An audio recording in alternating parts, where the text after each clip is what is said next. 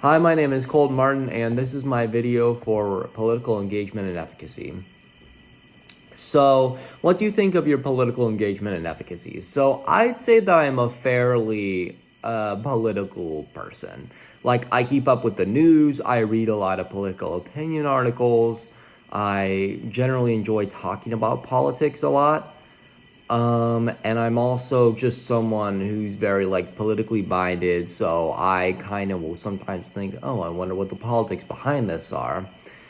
And also I'm like someone who is very I participate in a fair bit of political organizations, so I'm part of the Young Democrats on KU. And I also part of the Young Democrats, and I've also voted in the last election. So there's that.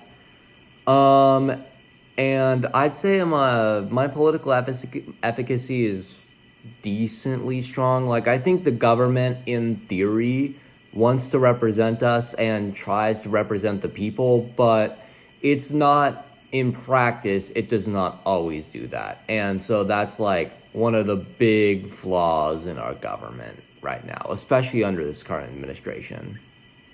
But one thing about my politics that does, I feel like, make me unique is that I try to, or I can kind of, I try to see both sides of the argument.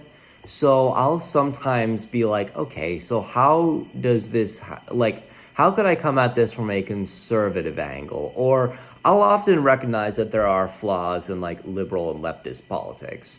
So that's something that I think is unique in my political advocacy, and that I can see the flaws in my side and also see the merits in the other side.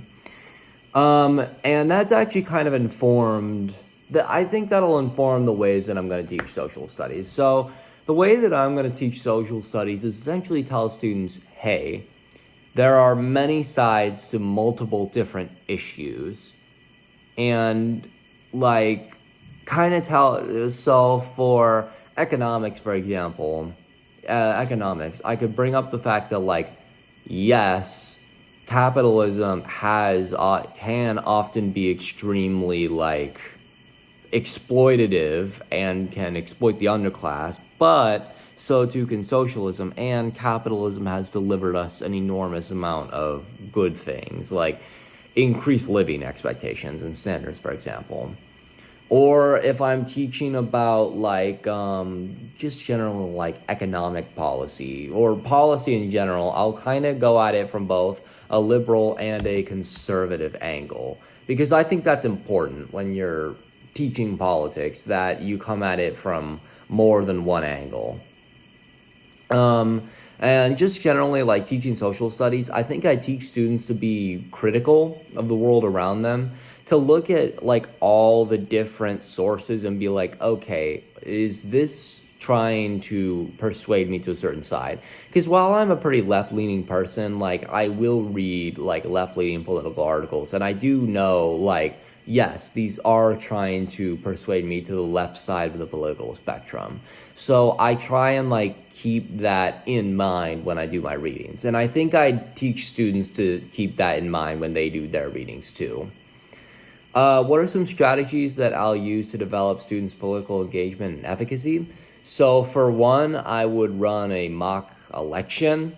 I talked about I think I talked about that in a different class, but I had the idea of making students run a mock election, which I think would be a great way of teaching them politics. And I think like just generally keeping them up to date on politics and current news of the world is a good way to like keep students informed. And I also think that kind of like drilling it into their heads that like, yes, this system is your system, you are the one who makes the change, would be a really like important thing to instill into students. And I think I'd also incorporate like elections in my lesson plan, so like students could vote on whether or not they want this homework or this homework, for example. So yeah, that's my video, and I just say that politics is going to play a big role in my classroom. Thank you.